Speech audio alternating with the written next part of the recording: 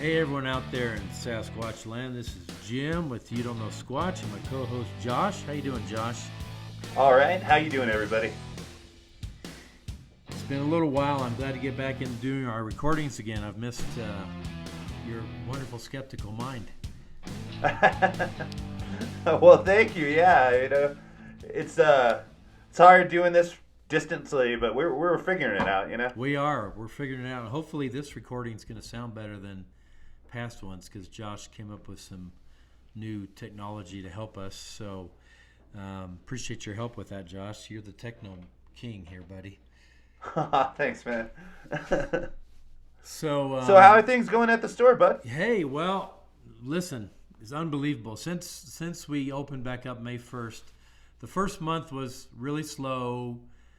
People were still trying to figure out if they were going to go out or not. But, boy, we hit June 1st, and the crowds just started coming. And I think we've hit records. I think this summer we have surpassed any summer since we opened the store 7 years ago. And, wow. And even daily totals, we've hit records multiple times now and surpassed them in daily totals. I think I can only attribute it to people wanting to get out after being cooped up, and they've broken records all over Colorado of numbers of people in the woods. I mean, just people out in parks, on trails, at the lake. Oh camping. Man, you see it everywhere you go, like cars on the side of the road. Yeah, man, everybody wants to get out. Yeah, way more cars than usual. And so that's good for us because people are coming in the mountains, and when they come in the mountains, they like to stop at the Sasquatch Outpost, which we love. So we've changed a few things. We're always going to be updating, and I'm doing some updating in the museum, figuring out how to display the tremendous turd that we've mentioned before. So you got to do that. You got to do that the right way because it is feces after all. So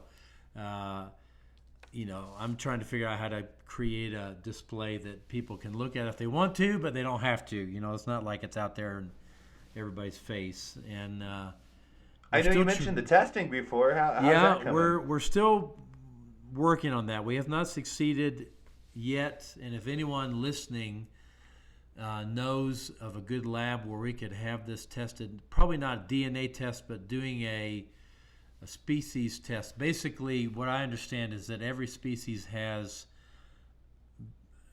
different bacteria in their gut, and bears are identified by the bacteria in their feces, and so et cetera, different mammals. So whoever was going to do this analysis needs to know that and tell us, well, it's not bear, it's not this, or it is bear, maybe it is. So we're still working on that, so no update, unfortunately, but that's going to be an addition to the museum. And I've got another addition, which I'm not going to mention yet because I think we're going to talk about it in our next podcast. So I'm going to leave that as a surprise for people to tune in next time to hear about. But it's going to be exciting. Little teaser. It's going to be exciting. And I think Josh and I we're going to be working on a new video. I'd like to add another video to the museum, so you and I are going to figure something out for that. Yeah, I'm looking forward to that. Every time I do a project like that, I always end up learning a little bit more about the subject we're working on, yeah. And this one's going to be a video. If we can do it, what I want to do, it's going to be a video of videos. What I mean by that is it's going to be all the footage that I can find that's reliably been vetted and proven as much as possible to be genuine Sasquatch footage off the internet, and or footage that I get from other researchers I know that maybe hasn't been posted. But it's just I want to do a video of footage because people ask us all the time, how come you don't have a Bigfoot video back there? You talk about Bigfoot, but you don't have any footage. And I think they're right. I think we need to do our best job of coming up with some footage that people can look at and judge for themselves if they think it's genuine. But as far as kind of a Sasquatch mixtape, That's it, man. Sasquatch, mix it up. And I think they can judge for themselves, but we're going to do the best job we can of getting what we believe is genuine footage. No guys in gorilla suits playing pranks and stuff. This is going to be, to the best of our knowledge, the best footage that's out there. So I think it'll be a fun project for us to work on. And then, that's good. And, educational too, Yeah, absolutely. So, so that's kind of an update on what's going on at the store. And we appreciate all of you who come in and tell us about listening to the podcast. That helps me to know that we have an audience and that you appreciate what we're doing. So keep letting me know when you're in the store that you're listening to You Don't Know Squatch. There you go. So, I was flipping through Amazon the other day, and I saw that Dave Paulides has a series on there, Missing 411. Yeah, he made a documentary about missing hunters, Missing 411, The Hunted. And you've watched it, right? Yeah. I found it really interesting, and it's actually one of the better footage, as far as footage goes, one of the better movies we've watched on the program. I agree, and I think we ought to do a genuine review here because I think it's worth it. Well, you know what that means. It's time for Squatch at the Box. You got it.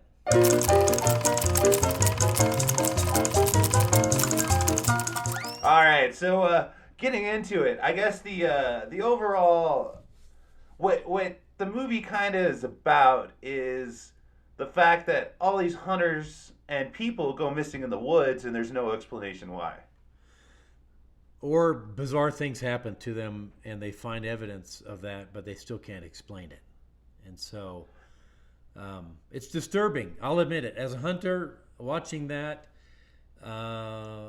it was disturbing to me because some of these cases, for instance, the very first one they talk about, if you remember, was that the old guy. And this was in, I'm trying to remember which state this was in. It was Northeast, and it was 4 old guys. I want to say Maine. I feel like it was something like maybe that. Like up 4 there. older gentlemen and their sons, their grown sons, were doing a hunt, and the 4 older guys were spaced out along this one road, and they were less like 100 yards apart, and then they walked into the woods from the road, and they sat down, and the younger guys took another road around the other side of the hill, and the idea was they were going to drive the deer towards their dads, who would then be able to shoot them. So that was what they were trying to accomplish that afternoon. And these guys have been out there a bunch. Oh, yeah. I mean, this was their spot. They've done this Yeah. before. These guys are in the 80s, the older guys, and they've been hunting their whole life. They all went in the woods with their gun, with a radio. They all had radios, with a snack, with water, and they were just going to sit and hopefully wait for the deer to come running over the hill and bag one of them. And the guy that we're talking about, I wish I could remember his name. He was the last one out, so he was the furthest away from anyone. So the 4 guys were placed equally distant from each other, and he was the furthest one into the woods. And they were there 2 hours. They're hunting 2 hours. Didn't get any deer. So time comes to meet back at the truck, and this guy doesn't show up. And there's no evidence whatsoever none. around where he was. None. They don't find any clothing. They don't find any weapons. Clothing, you can imagine animals doing something with. Weapons, a rifle is not going to be moved away by an animal. They're going to find a rifle. They're going to find something. They didn't find anything. Not one scrap. He just disappeared into thin air. And they searched. You remember they talked about searching that area and doing it in a grid network, and they searched they searched. You could not have done a detailed search than they did for this guy over days and days and days with hundreds of volunteers, and he was just gone. I think the kid, like his son, said it was like a spider web of wires from the search pattern. Of strings in the woods of where they had searched already, and they had crisscrossed the search area so that they searched it twice, and he was just gone. And the weird thing was, do you remember what the one guy said that his dad heard? One guy said he heard something when he was sitting out there. You remember what he said it sounded like? No, actually, I don't. So he said, and he was, I don't think he was the closest. He may have been the next, the not the one next to this fellow, but the third one down, away from him. But he heard a noise up on the hill, and he didn't know how to describe it. He said, it's a noise I've never heard before. And when David Paulides asked him to describe it, he said, I really can't describe it. It was something I've never heard before.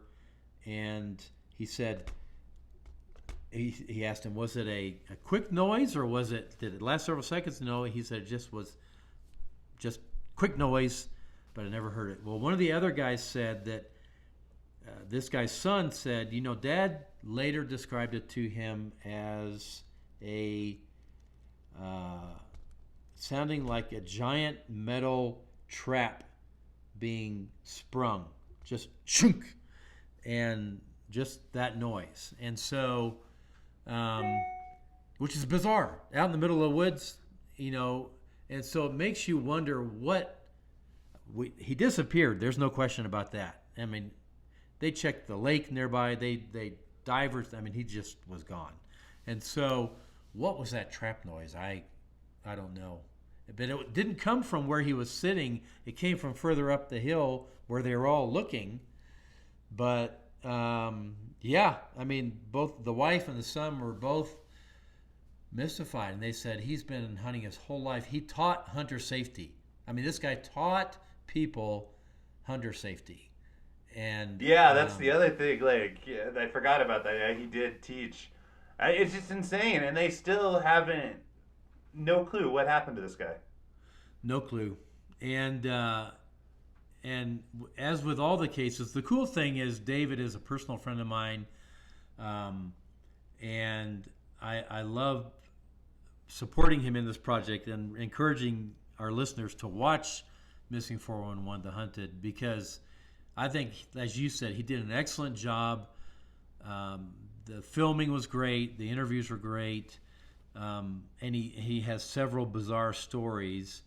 The other one that got me was the guys that were in the mountain range called the Crazies. Now, and I think that's in. Well, I should have rewatched it again. I mean, I watched it not too long ago. I think it's over by where Ron Moorhead had his camp, right? The Sierras. Well, they had something else in the Sierras, but the Crazies is it's a mountain range by itself. It's an island mountain range. It's like in Iowa or something like that. Like it was somewhere where yeah, I know what you're talking about. Like Montana or something. Montana. It was like it's I think it is Montana, and it's not a part of it's not a part of the Rockies.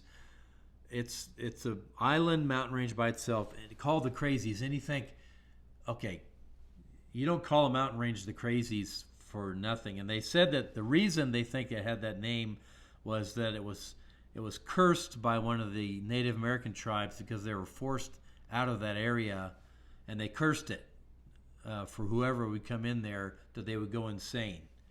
And so there's a reputation, I guess, for this mountain range for that kind of stuff happening. But again, very experienced hunters. Been hunting in these mountains for year after year after year. They have a camp that they've established. And the guy that disappeared had even put caches of supplies throughout the mountains where they were hunting, so that if he ever got stranded in a storm or something, he could go to one of his caches and have a sleeping bag and some food. I mean, these guys were absolutely prepared. They knew what they were doing. And they said that they had a horse wreck, which means I think one of their mules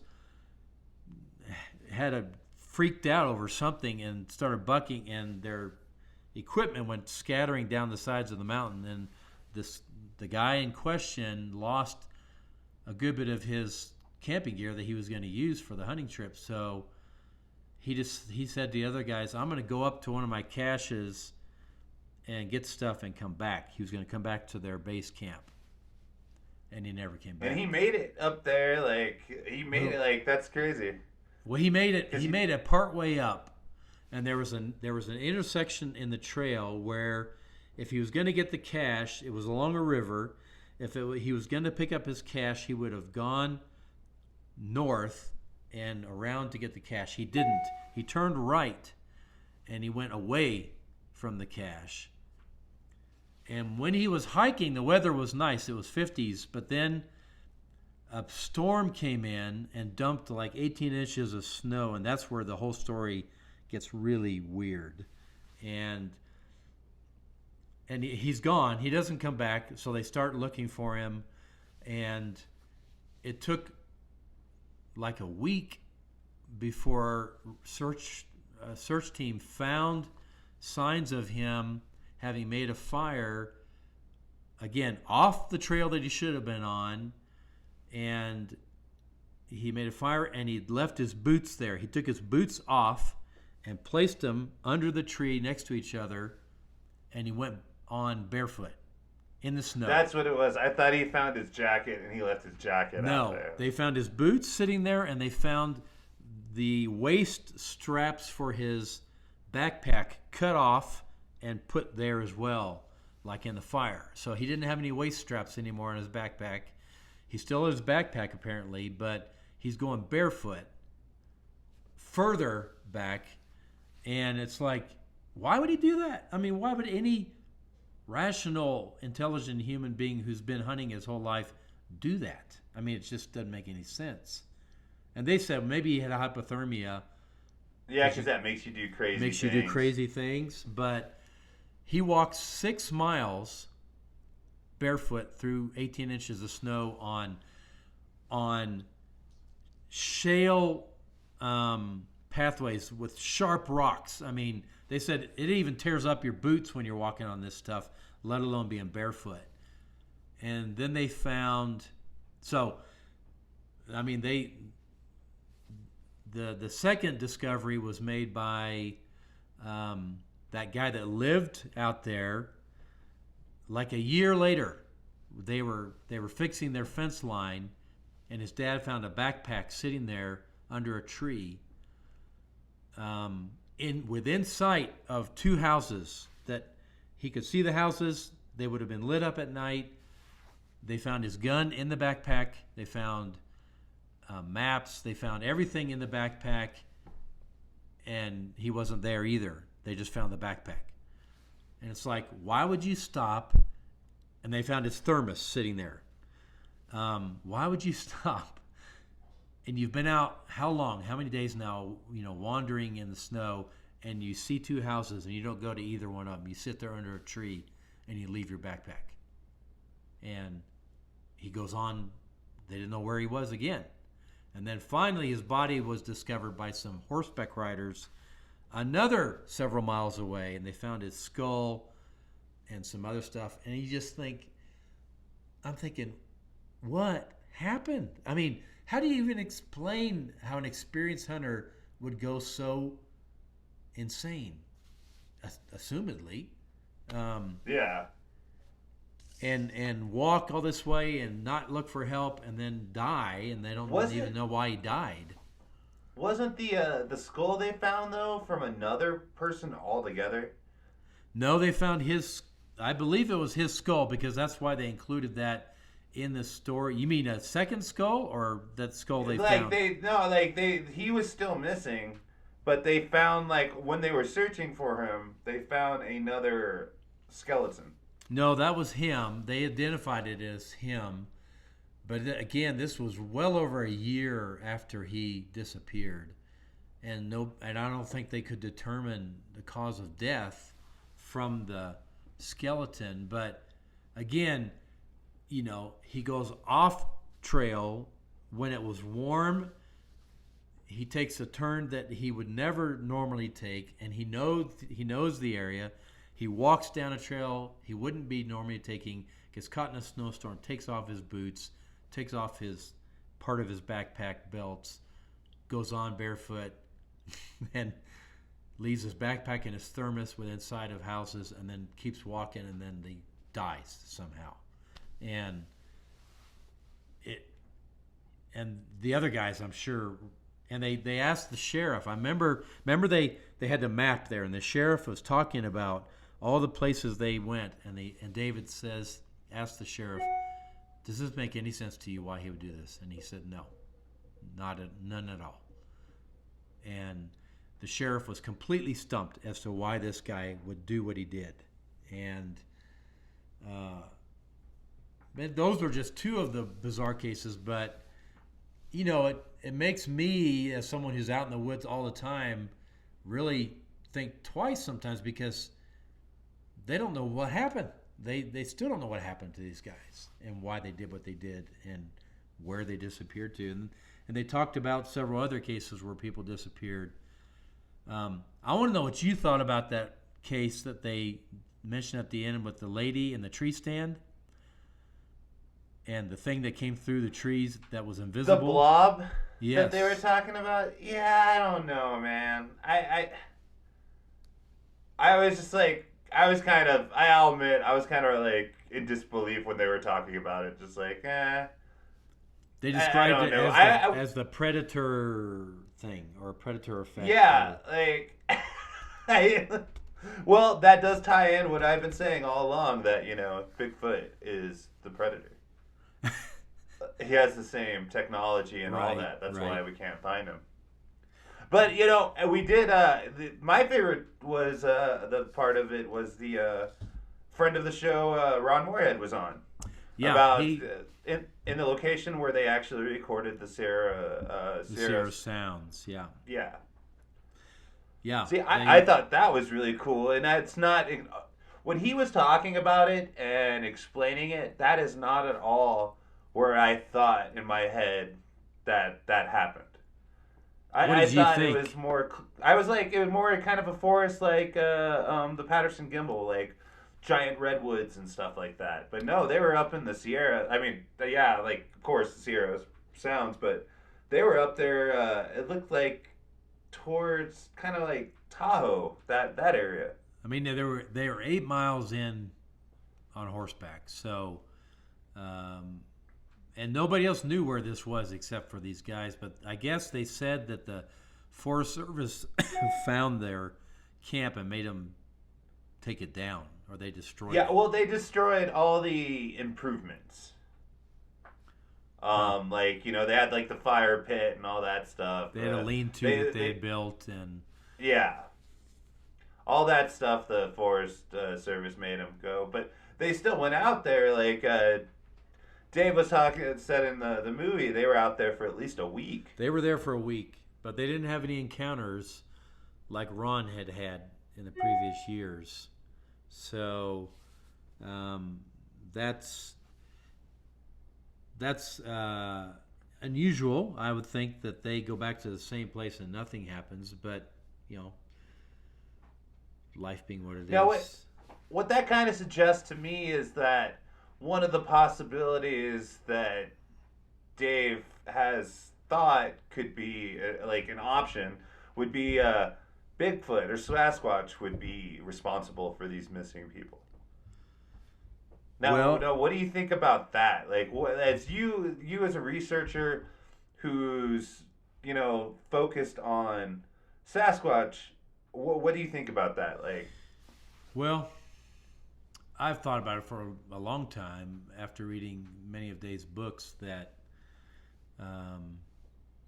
Sasquatch has to be responsible for some of it, just because there's so many unexplained disappearances, and people are never found, or they're found miles away, assumedly taken there by something, and they're dead. And so, yeah, I think it's logical to me that Sasquatch could be responsible. That also bothers me, that if Sasquatch is responsible,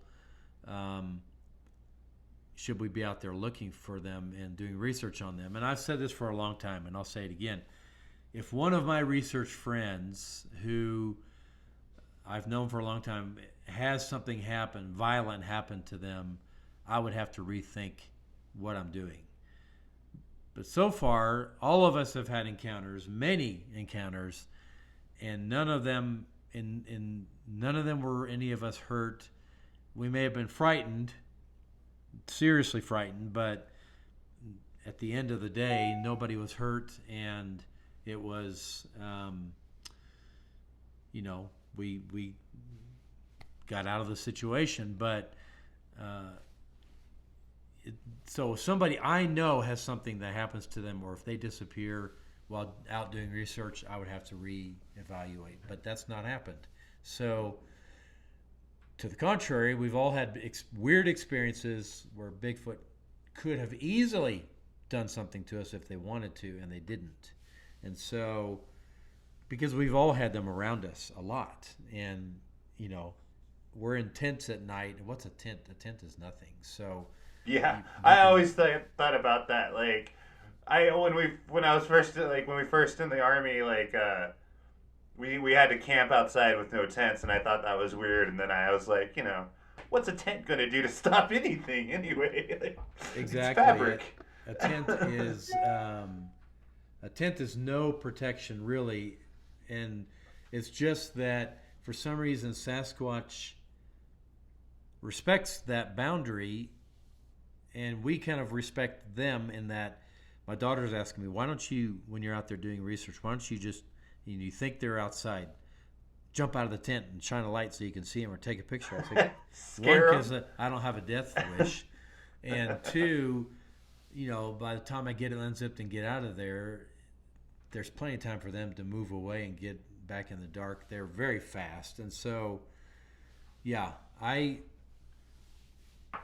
never going to do that unless I can't even imagine a circumstance where I would try and jump out of a tent and surprise a Sasquatch. So, would you rule them out then as a suspect for missing?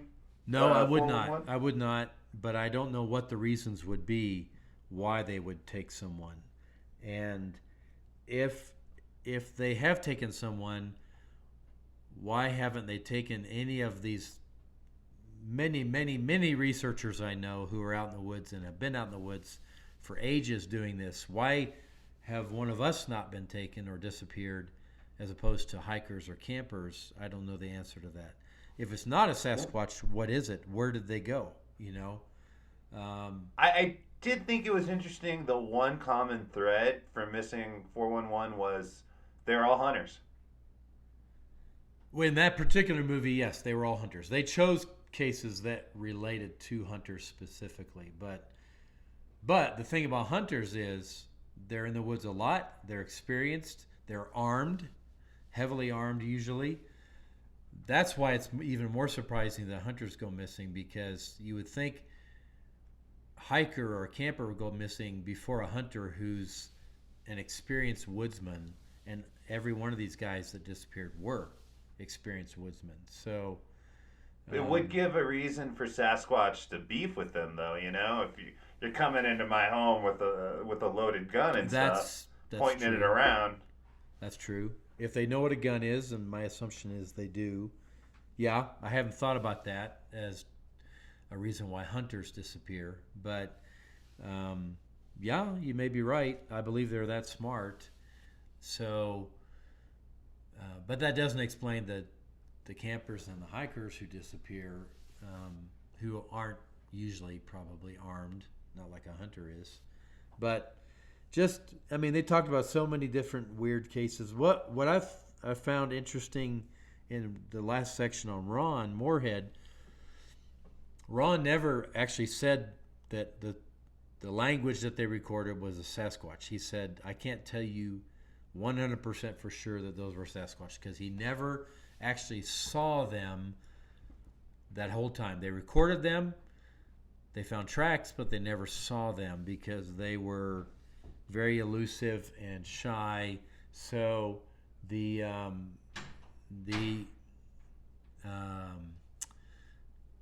recordings were phenomenal and are still considered some of the best recordings or the best recordings ever made of Sasquatch language. But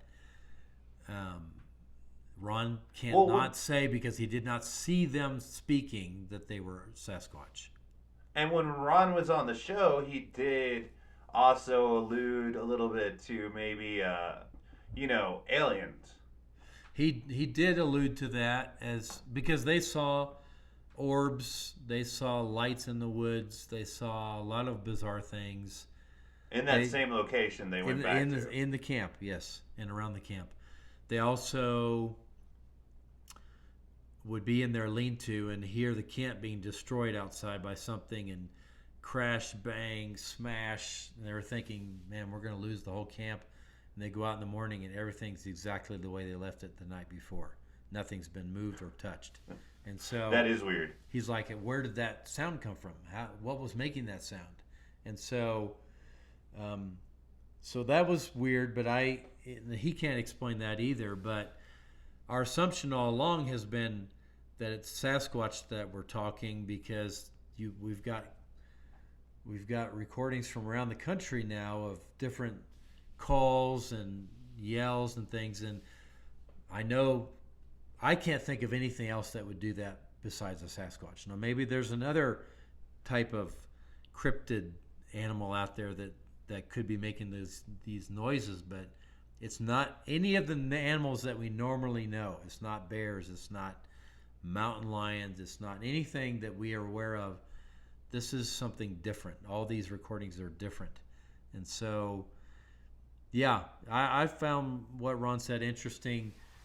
I know Ron personally as well, and I know Ron, I think he does certainly believes that it was Sasquatch out there talking, because they would have the same individuals with the same voice. They recognize the voice over time would come to their camp. And so they ended up calling one the old man, one the female, and they knew them by the sound of their voice, but they never actually saw them speaking. So this is all just from the recordings of their language, which is a fascinating language.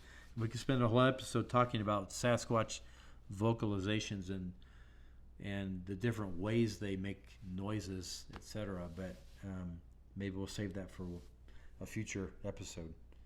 Yeah, I mean, when Ron was on the show, just talking to him about it, I thought it was really interesting. Yeah, he's a fascinating guy, wonderful guy, and he and his wife Carrie both. But they're, I've got to get him back down to Colorado, have him come speak again. He's got a wealth of information and people find him fascinating. So we always get a good crowd when we've had Ron. So it's been with COVID and everything. It's hard to plan stuff now. It really is. Oh yeah. Especially he's out on the West Coast too, right? So he's up in Washington. Yeah. Yeah. So, well, what do you think? Would you recommend this movie? I would recommend it. Now, I would too, actually. With the caveat that you may be disturbed by the movie, but as a movie, it's well made. I think David makes a compelling case for these mysterious disappearances. So, I would recommend it, but just be aware, it may change how you feel about going out hiking and stuff. It's like when I started studying the ocean, and now I won't go in it. It's like when Jaws came out and nobody would go in the ocean because of a movie about a giant shark. And the first one looks so fake now. I know. But at the time, that was terrifying. But yeah, we'll be sure to put Missing 411, The Hunted, a link on our website so people can just click right to it. But yeah, I definitely recommend it too. Good. Well, I think for once we can both agree on a movie that we can recommend. It's not been very often. I think that is the first. I think this is the first time we agree on a movie. And as always, it's great having you on, Josh. Love to hear your perspective on stuff. Yeah, and for everybody listening, we really appreciating you guys' ears. We really are trying to get to 1,000 on YouTube by the end of this year. So please tell anybody you know. Halfway yet? We are. We're like at 482 right now. Okay. So. And we're in the thousands on Instagram, I believe. Oh yeah, definitely. I mean, across social and like viewership, yeah, we're up there too. It's just specifically on YouTube, we're trying to get that up to 1,000, and we could do it with your guys' help. So anybody listening, just go over there and subscribe. It really helps us out. It does. Well, so I guess that's all we got for this week. And remember, as always, Josh, you don't know Squatch. I will, though. We're working on it. We are. You will.